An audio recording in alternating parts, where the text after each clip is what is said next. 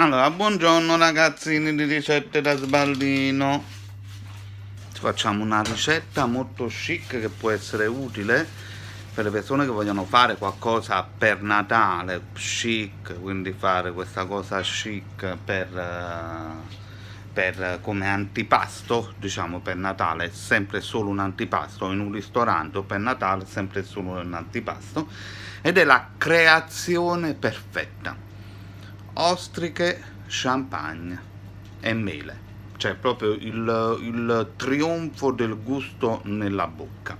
A molte persone le ostriche non piacciono, come a me, perché a me onestamente di mangiare crudo mangio solo il sushi. Questo il sushi è il ristorante giapponese.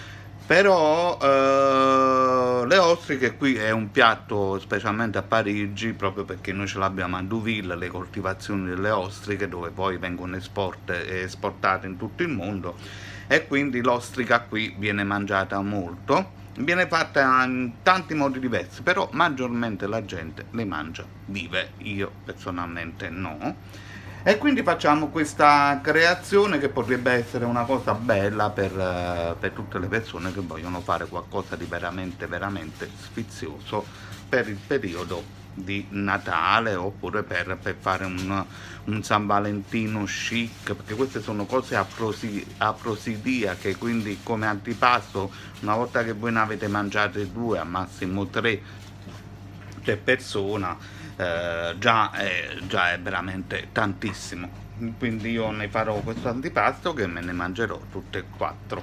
Allora, che cosa andremo a utilizzare? Ecco qua gli ingredienti. Già da mettere, il forno deve essere al massimo, quindi grill 240 gradi, quindi cominciate a riscaldarlo, perché nel frattempo poi creiamo le nostre ostriche.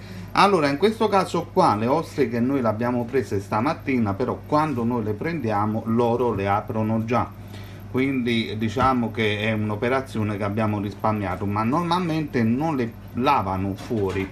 Quindi noi che cosa facciamo? Adesso prendiamo l'ostrica con il suo succo, con il suo liquido, e le mettiamo in una ciotola a parte. Come vedete abbiamo preso le nostre ostriche, il loro liquido. Allora, se questa parte qui voi non l'avete fatta perché ve l'ha fatta il pescivendolo, quindi l'apertura dell'ostrica, allora voi lavate il coperchietto, quindi la cupola dell'ostrica la lavate successivamente. Se invece non avete fatto questa operazione, vi consiglio prima di lavare le ostriche, quindi poi di aprirle. Ora prendiamo un'altra ciotolina. In questa ciotolina andremo a mettere 2 tuorli d'uovo, un mezzo bicchiere di champagne. Normalmente ci vorrebbe anche la panna che serve per far addensare di più, però comunque io non ce l'ho, ma non me ne frega, non voglio comprare della panna per fare mettere un cucchiaino di panna qua dentro. E quindi avete bisogno anche del pan grattato. Logicamente potete prendere poi diversi tipi di pepi, in particolare il pepe rosa. Alla fine, quando ci sarà la fine della cottura, sopra il pane grattugiato ne andremo a mettere dei pezzettini di mela, ok? Allora, quindi adesso facciamo questa operazione qua, aggiungiamo giusto un po' di sale, un po' di pepe rosa, un po' di sale rosa, un po' di pepe rosa ai tuorli con lo champagne. Quindi abbiamo separato il tuorlo con albume. Adesso andremo ad aggiungere un po' di pepe rosa, un po' di sale rosa e il liquido delle ostriche. Ovviamente cercate di non farle rompere le ostriche, è una cosa molto importante. Quindi andiamo ad aggiungere dello champagne. In questo caso qua sto utilizzando un Laurent Perrier. Andiamo ad aggiungere lo champagne, la così,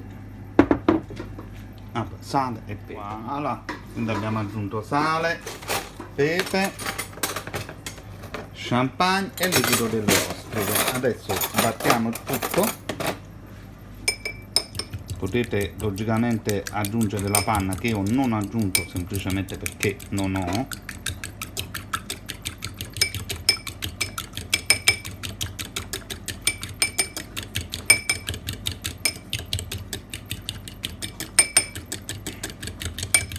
Adesso mettete le ostriche con tutto il loro liquido nel composto e fate marinare una decina di minuti, sempre in modo molto delicato.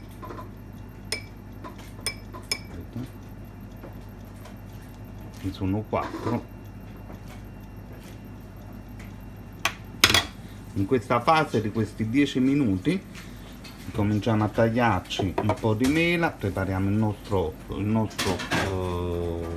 nostra griglia, come mettere le nostre ostriche, che vedete fanno sempre questo movimento così. Quindi noi ci prepariamo la nostra griglia mettendo della carta argentata in modo che le ostriche vanno ben diritte.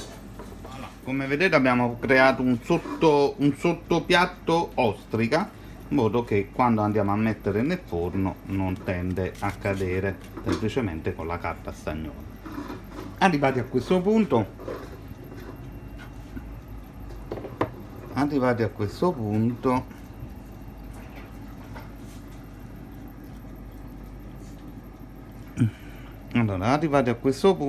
andiamo ad inserire le nostre ostiche con una quantità di liquido in ogni ostrica.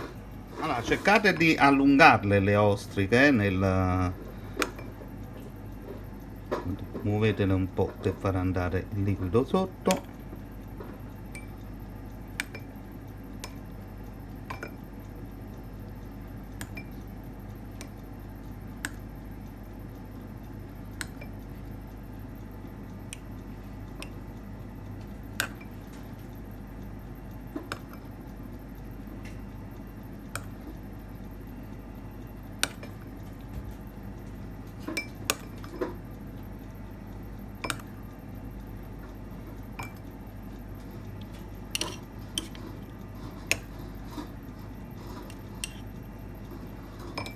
Voilà, muovete.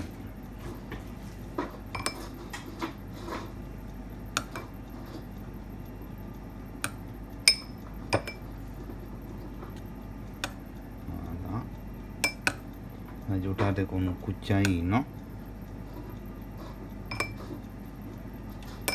Stessa cosa fate con l'ultima ostrica.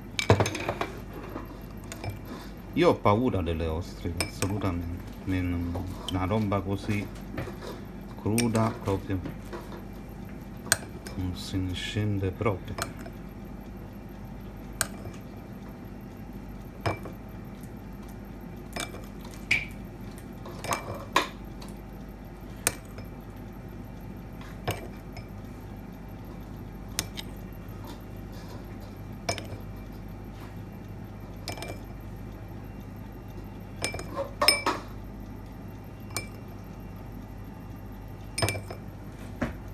Logicamente voi in base a quante ostriche fate, voi comunque mettete sempre 2-3 uova, dipende, se sono 8 le ostriche voi mettete comunque un 3-4 uova. Ok, adesso aggiungiamo giusto un po' di pepe e il pangrattato sopra. Allora, nel pangrattato voi potete aggiungere qualsiasi tipo di spezia, quindi potete mettere l'erba cipollina, potete mettere il prezzemolo. E anche sopra adesso facciamo un po' di sale rosa e quindi andiamo a mettere giusto un po' di prezzemolo. Allora ragazzi, per dare un po' di freschezza ho praticamente aggiunto proprio delle ostre di zenzero, quindi che dà questa freschezza del limone, quindi questo odore in più del limone. Vabbè, il prezzemolo, un po' di sale rosa, e quindi abbiamo aggiunto anche delle fettine di mela. Adesso mettiamo nel nostro forno per quanto tempo? Allora, a 240 gradi dovete calcolare i 7-8 minuti, però voi comunque andate a vedere il dorato del pangrattato. Quando è divenuto dorato significa che è tutto cotto.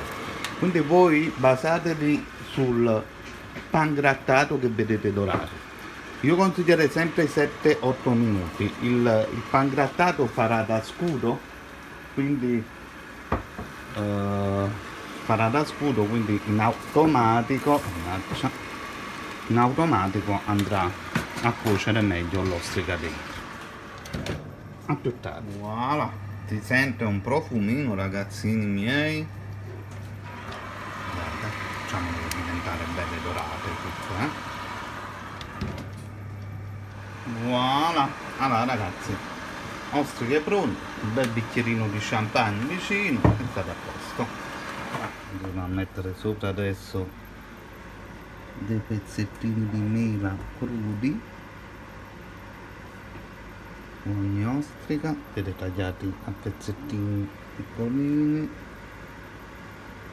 Va mangiato caldo per assaporarne tutto il sapore.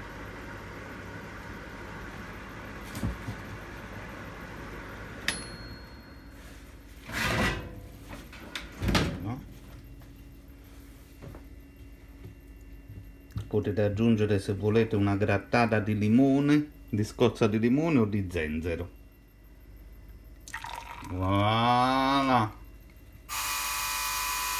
il vostro piatto è praticamente pronto. Un brindisi a tutti per tante cose belle, non solo per il periodo di Natale. Spero che vi è piaciuta la ricetta è buonissima, già la so perché già ho fatto tantissime volte. Un brindisi a tutti quanti voi. Ciao ciao a tutti, da Paolo Orlando, Telegarage Mare Viaggi per il canale Ricette da Sballo.